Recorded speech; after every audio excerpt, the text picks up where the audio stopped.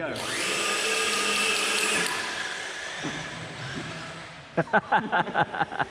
So this really wasn't meant to be a video, and thanks to Phil for capturing some of the test footage.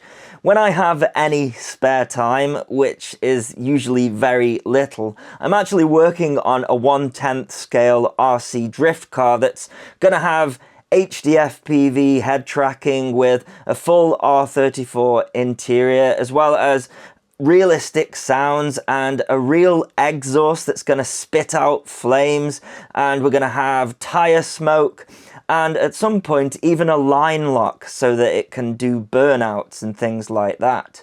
But I found these tires which aren't listed very well at all.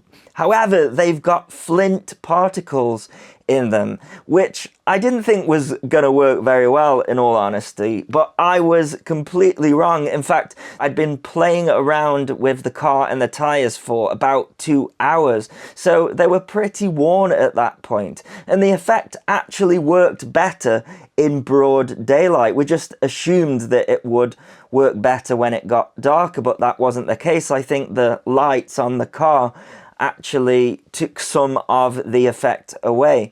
Now, I know some of you are going to be saying things like, oh, it looks stupid, or I've even seen car chases where this happens, or put some tires on the rims, but I think it's a cool effect, and it's gonna help with my Back to the Future video, and I'll just leave that there for now.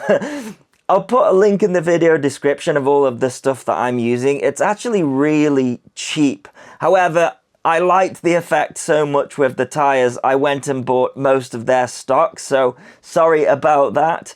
But anyways, thanks for watching. More videos coming soon. Cheers.